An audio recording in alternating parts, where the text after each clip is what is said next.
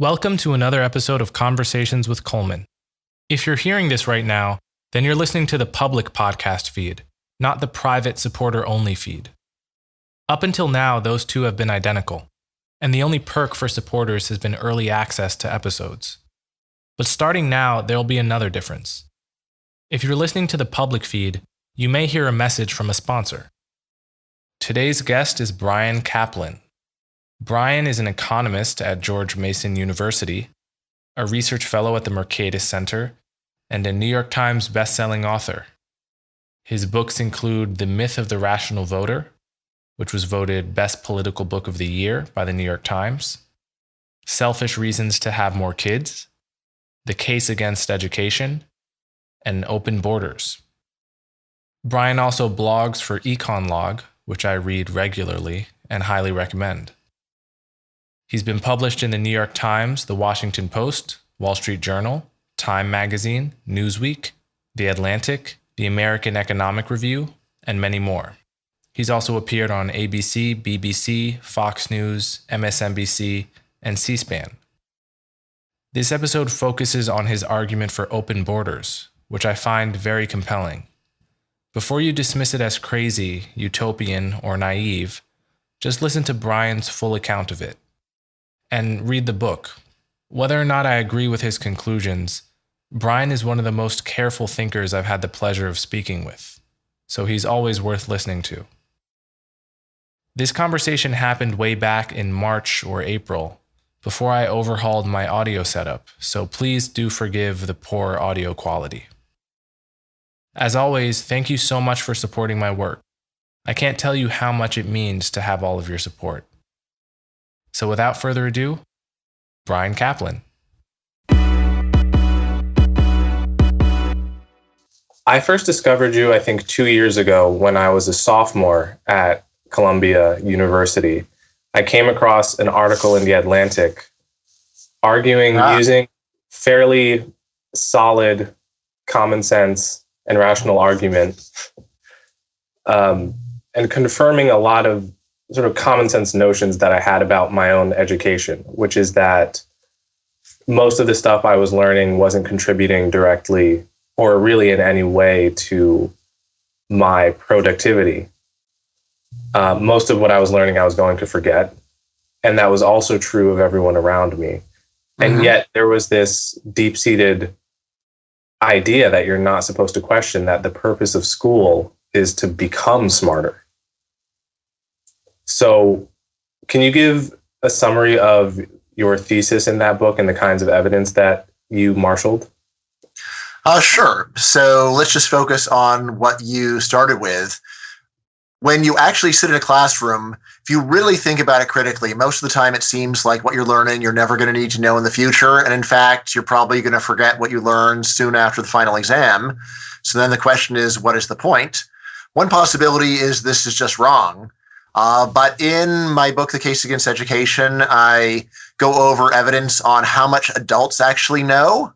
And what's quite clear is that for most of the subjects you study in school, either you never learned it or you forgot it. It's hard to tell which of the two happened, probably a combination of both.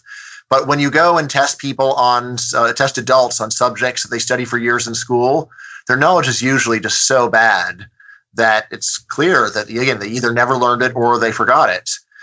Then finally, there's this question that, well, maybe you've forgotten everything we can measure, but there's something awesome that still happened that we can't measure, right? This is the idea that almost every teacher sells you on, well, it's not that you're going to remember what I told you, but I taught you how to think. I taught thinking skills, critical thinking, or I actually made you smarter.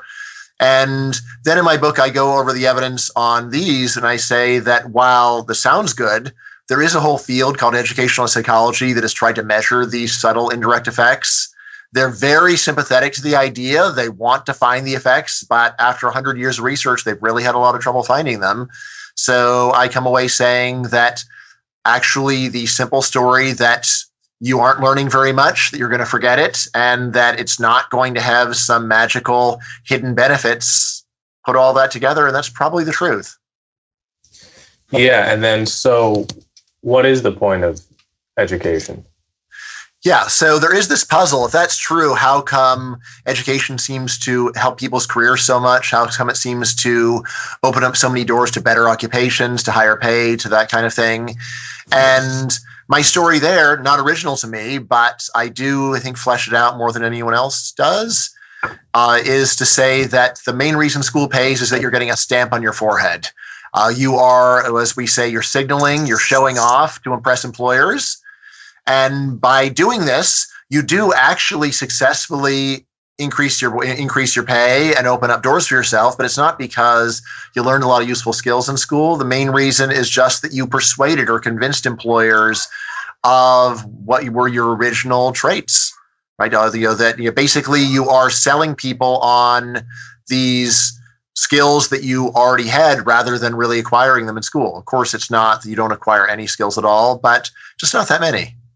So part of your argument is that the reason we can't substitute school for an IQ test is because the length of school, precisely the fact that it's 4 years, and it suggests that what the stamp on your forehead is saying is not just that you're smart, but that you're hardworking and willing to take orders or something like that. Mm-hmm. Right? Yeah, absolutely. So yes, there's this puzzle. Why does it have to take 4 years? Why can't you just give an IQ test and then skip straight to Goldman Sachs? And what I say is that school is not just showing that you're smart, it's showing a package of traits. So, in the book, I ask people, what do you think about a person that you meet when they're super smart, but they dropped out of high school? Right. And almost everyone has an immediate answer. Like, well, yeah, like they're really lazy or they're just an extreme nonconformist. And I say, yeah, and employers don't want those things. Mm-hmm. And I put a lot of weight, especially on the nonconformity aspect or the conformity aspect of going to school and as a way of showing that you're willing to follow orders and go with the team. Because here's the thing. Suppose someone comes up with a radical new way of showing how conformist you are. What do you think about the first person who says, oh, I want to do the radical new way of showing how conformist I am? The answer is that person sounds like a nonconformist. So I say really are in this catch-22 where if you want to come up with a new way of showing conformity, it actually shows nonconformity. And this tends to sustain systems like this for a very long time, which isn't to say that it's impossible for them to change, but there's a reason why we keep wearing suits decade after decade. There's a reason why schools still look very much the way they did hundreds of years ago. And that is that if you're showing conformity, the best way of doing it is just to stick with the way we've always done it. So here's a question. Why is medical school longer in America than in many other places? And what are the implications for your argument on that? Yeah, so part of the reason is just medical licensing. So you can't just go straight from high school to medical school and in the United States. You wouldn't be allowed to. And you can't obviously practice medicine without a license. You'll be put in jail for that. So that's lurking in the background, and important to remember that. But yes, it is striking that in the UK, for example, you do go straight from high school to medical school, right? So why can't we do that here? And again, there's the problem of licensing aside of in a society where that's abnormal, then the person that wants to do that raises concern. And you're like, well, what's up with this guy that thinks he's going to go straight from high school to medical school when everybody else does it a different way? Right. So I would say even without the licensing, I think there would be a serious problem there, although I think there would be at least somewhat more flexibility.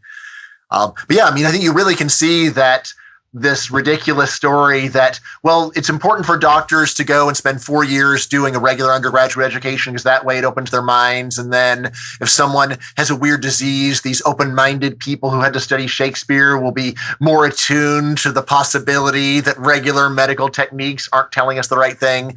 It's so ridiculous when you think about it. And the idea that if you were in the UK, you'd be afraid for their doctors to treat you because they didn't have to study Shakespeare when they're in college.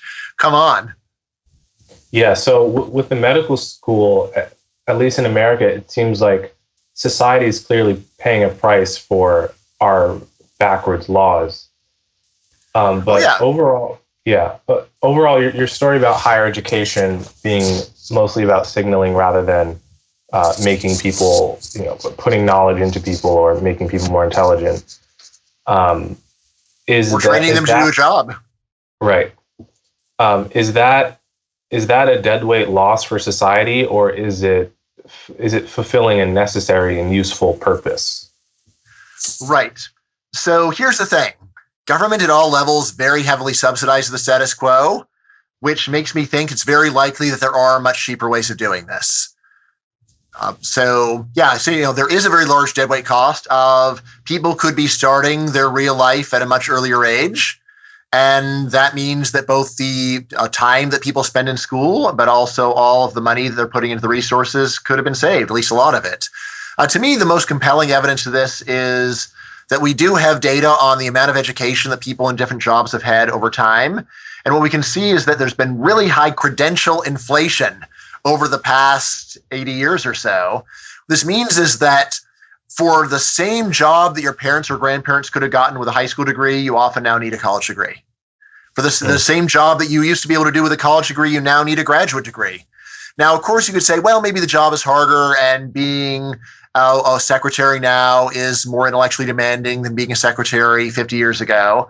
But what I say there is that the people that do these numbers are conscious of these problems. And what they say is there are some jobs that are more cognitively demanding than in the past. There's others that are actually easier, like being a waiter. And yet now we do see a lot of waiters with college degrees, which would have seemed insane in 1950, right? And is it that being a waiter is so much more intellectually demanding in the past? No.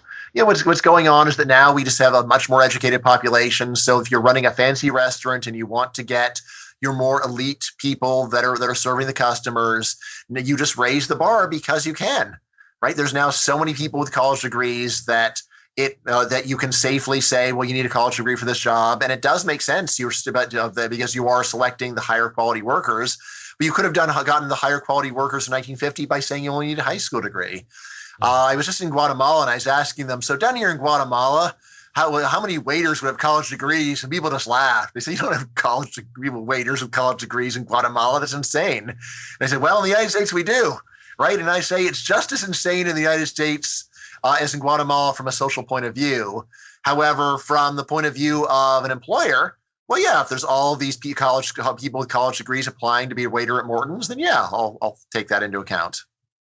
Yeah. So part of the reason I found your article so interesting was A, it described my experience. Mm-hmm. B, it used common sense in a way that I hadn't seen it applied to this particular problem before, and in a way that I don't see it applied generally. So one example would be when class gets canceled, everyone celebrates. Whereas if I order a package on Amazon and it gets to me and something's wrong or something's missing, I'm mad. Yeah. Right away, that should tip you off. If school were about me getting knowledge from class, improving my productivity, and therefore directly increasing the amount of money I'm going to make, we should be mad when class gets canceled because we're getting cheated out of our product. Yeah, absolutely. So what's right here, some people say, well, it's just the students are myopic. They don't care about the future. And I say, if that were the right story, then students wouldn't need to wait for the professor to cancel class. They just wouldn't come. Right. So clearly what's going on is that people they don't want to be the only one not coming, but they're very happy if no one comes.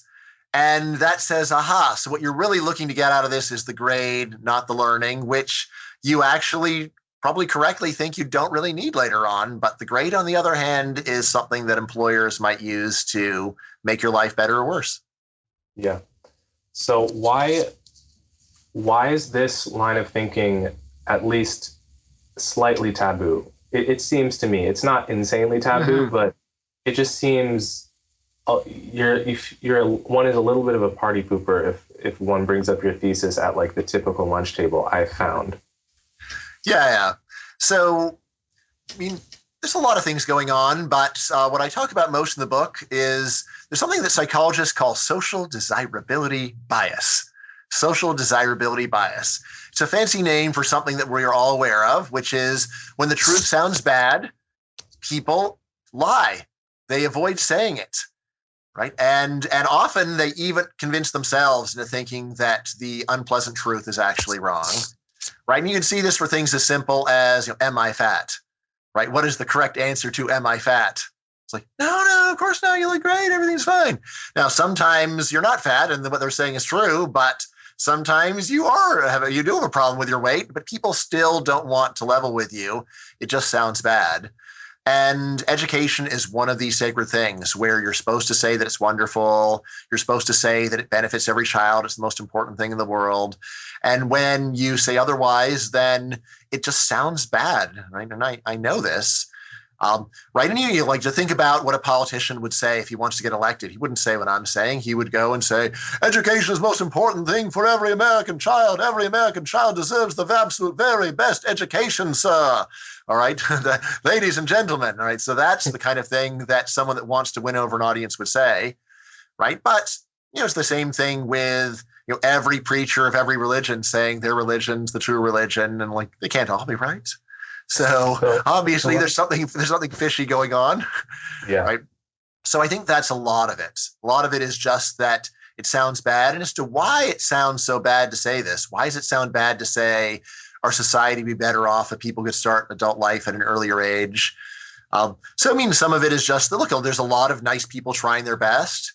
And, every time people have told me, it's not, there's this myth that teachers are nice. So I say, look, that's not a myth. Teachers are nice. Very obviously, like preschool teachers, elementary school teachers, those people aren't nice. Come on. Like, who is nice if kindergarten teachers aren't nice? They're very sweet, kindly people, but they're not that logical. They're not just the facts, Joe Friday kind of people, right? And I say, the way that we figure out the world isn't by being nice. It's by having that just the facts attitude. And yet, when you go and say something that hurts the feelings and reduces the status of very nice people, you just sound bad. So, like in presenting it, I always try to be cheerful about it, and especially just try to say, all right, look, let's not worry so much about what you're supposed to think. What did you really see? What did you really experience? And I found actually that works pretty well, right? I'll say I only write controversial books. If the topic isn't controversial, I just don't worry about it. It isn't interesting to me. I have some non-controversial views. I'm a firm believer that the sky is blue, but I'm not going to write a book about the sky and its blueness, right? So anyway, I only do controversial books, but out of all my topics, this one is actually the easiest sell to a random audience. Mm-hmm. Yeah. So let's talk about some of those other controversial books. I've read Open Borders, which is a very unique book because it's a graphic nonfiction book, which is to say it's illustrated like a comic book. Yeah. But the level of argument is more or less precisely what you would get in a standard nonfiction book for a general audience. And it works really well in the case of Open Borders. When I first heard about it, I thought, there's no way that this can work. If this works, there would be more of this. But I came out of it thinking every book should be like this. So awesome. How did you get that idea? I love you too, Coleman. So here's the thing: is I never read comic books when I was a kid. It just cost too much money. It was too hard to get to them. Library only had a couple of dog-eared copies of Doctor Strange out of order. But it's after I became professor, then I had some money. I started buying a lot of these books, and I found out that there is this whole subgenre of nonfiction graphic novels, and some of them are fantastic works of some fantastic educational works. So my very favorite example is The Cartoon History of the Universe by Larry Gonick. In 5 volumes, he just does exactly what he advertises. He gives the history of the world from the Big Bang up to the Iraq War. And what I noticed is that for any area of history that I knew well, he was extremely factually accurate. But he managed to just convey a lot more information in a much shorter amount of time, and also made it much more entertaining so that you were more likely to really finish the book. So saying, hey, if I can go and try this, I can convey a lot more information per minute, and I can get a lot more minutes of people's time because it's more fun and they're enjoying themselves. So anyway, I spent a lot of years as a consumer of these works trying to figure out what they had done in order to make the book good. And then I said, okay, I'm going to try doing this myself. Now I can't actually draw, so I shopped around for an artist, and I was really fortunate I got my number one choice in the universe, Zach Weinersmith, who's, if you don't know the name, you probably have seen his cartoons because they're so widely shared on social media. He does this cartoon strip every day called Saturday Morning Breakfast Cereal. So anyway, I managed to talk him into being my illustrator. And I'm kind of a control freak, so I very closely storyboarded the book using Google Images and notes. And then we worked really closely together so that, I give him a draft, or he give me a draft, and I'd say I want a little bit more like this, and then we go back and forth. But anyway, so the final book, to my mind, it really looks just the way that I wanted it to look. Mm-hmm. And but then, like I said, the point of this is not to dumb down the subject. It's not just to say it's only a comic book, so I can say whatever I want. I don't have to be careful. I don't have to be fair. I tried to keep it at a very high intellectual level, but just to use the combination of words and pictures, and that old adage, a picture's worth 1,000 words, if you choose it well, to get through a lot of information in a couple of hours' time, and also just keep people reading, right? And on top of this, I think I was able to just get a much broader audience. So there's a lot of people that would not want to read a nonfiction book on immigration, but they'll read this graphic novel. And especially, I was really happy that I was able to get kids reading the book. So not even just teenagers. I was able to get kids in elementary school reading it. And I don't think they understand everything that I said, but I think they understood a lot. So, like my daughter, when, she was 5 when I was working on it, it's the only thing I've ever been writing where she was reading over my shoulder. Right. And I said, hey, maybe I've got something here. And I know, we were just in the Caribbean and she saw some very extreme poverty there. And I wasn't even around. And she was asking my wife, are these people that might like to come to the United States, but they're not allowed to? And, I was saying, yeah, that's really what it is. So my daughter was able to pick this up all on her own, that, we go to another country and you see people that really probably would like to move, or at least would like to have the option. A lot of them probably would, but they're not allowed to because it's illegal. Mm-hmm. So the effect your book has, sometimes I try to do the, historical thought experiment of what it would feel like to be like the typical white Southerner in the Jim Crow South, mm-hmm. psychologically normal, and in the way that humans always do, accepting the world more or less as you see it, and not deeply questioning the systems you're born into. And I think the part of the effect your book has is to kind of put yourself psychologically in that situation with regard to open borders, even if you can't necessarily sustain the level of moral indignation that that one might have towards a racial apartheid system. Mm-hmm. At minimum, I can see how someone would rationally feel that much indignation about the fact that you can't move where you want to move on Earth. Although most of your arguments are not so moralizing in tone, mm-hmm. they're more based on economics and sort of addressing all the main criticisms of open borders, namely that it's going to ruin American culture, or more charitably change American culture in ways that are undesirable. I feel that's one of the big arguments that's made. What's your how do you address that argument in the book? Right. Yeah. So the way that I want to structure the book is just to start with a moral argument and then say, but look, I'm not an absolutist. So it seems wrong to go and say that just because you're born in Haiti, you have to be stuck in Haiti for the rest of your life. But maybe if we did the thing that sounded good, it would lead to disaster. So that's really the way that I wanted to structure it. But you're right. I did want to get people just thinking about, why is it okay to say that Haitians aren't allowed to come to the United States to live and work here? Well, but it's not okay to say that Black Americans in the Jim Crow South weren't allowed to go and live in white neighborhoods or take jobs that people think of as reserved for whites, right? And I think you're right on the psychology. So I think the big difference is that it takes more mental effort to defend a system where you see the victims of it face to face every day, than one where you just don't have to look at them. So, I think if we were looking at Haitian poverty every day, then it would be a lot easier to break down the sense of the status quo is okay, because you'd say, well, wait a second, I saw them, they're human beings, why are we treating them this way? Whereas, like I say in the book, really, if you don't want to see Haitian poverty, just don't go to Haiti, and you never have to see it. And then out of sight, out of mind.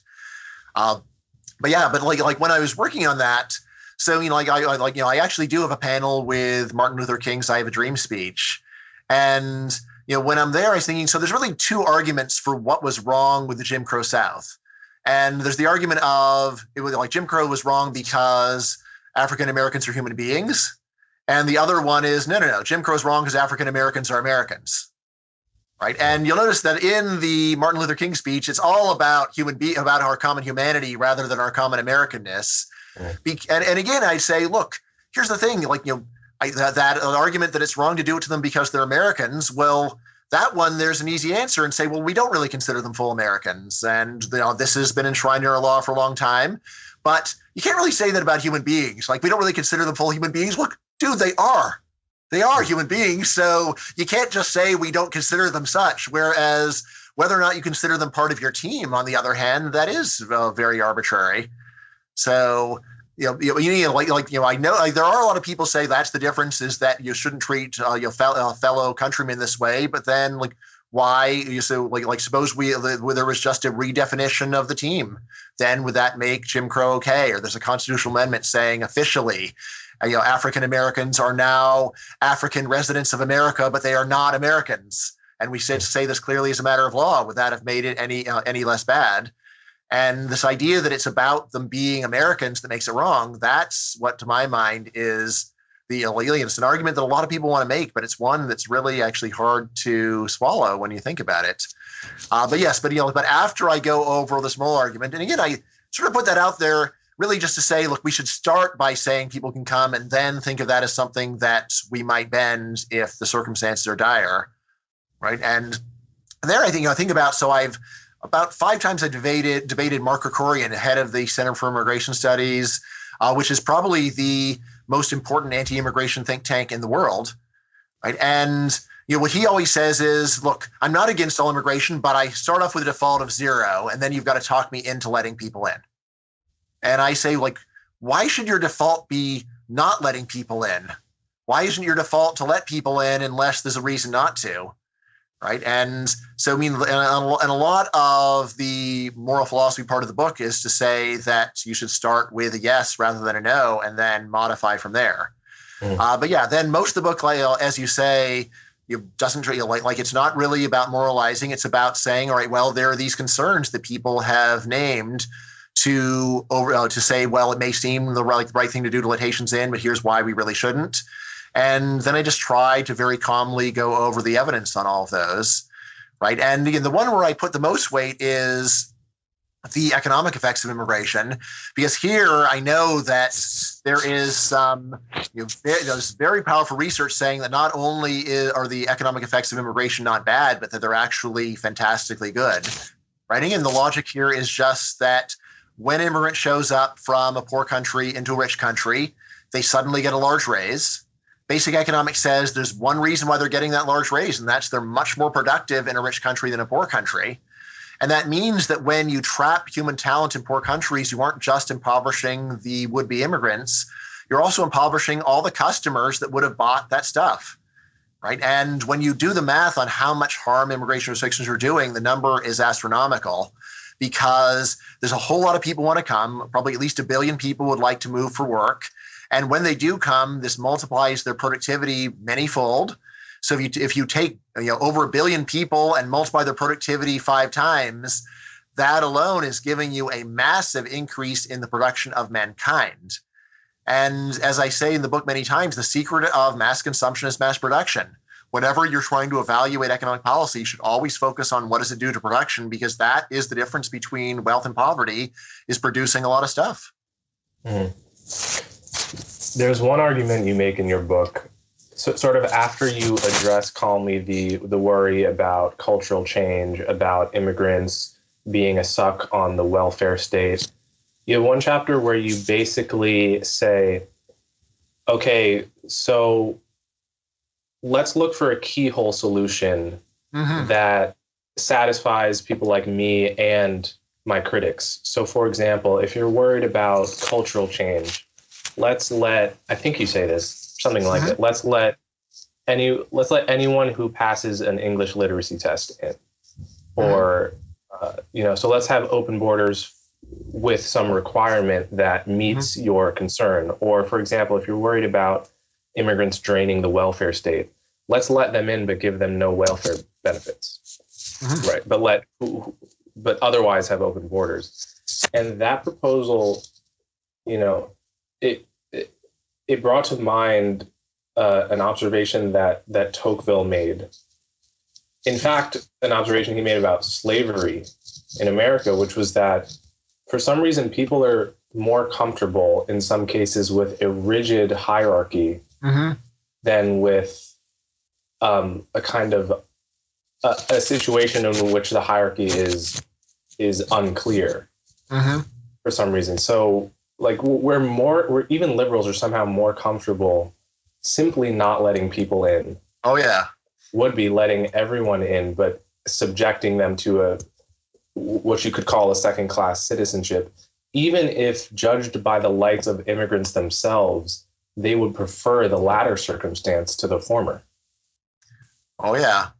There's something paradoxical about that, is there not? Well, I mean, because I think it shows that most of what really bothers people about poverty and inequality is this narcissistic fact that they've got to look at it. So, I would say most American liberals go through the typical year and don't think about Haitian poverty at all, right? But they're thinking about American poverty, and a lot of that is they see American poverty, but they don't see Haitian poverty.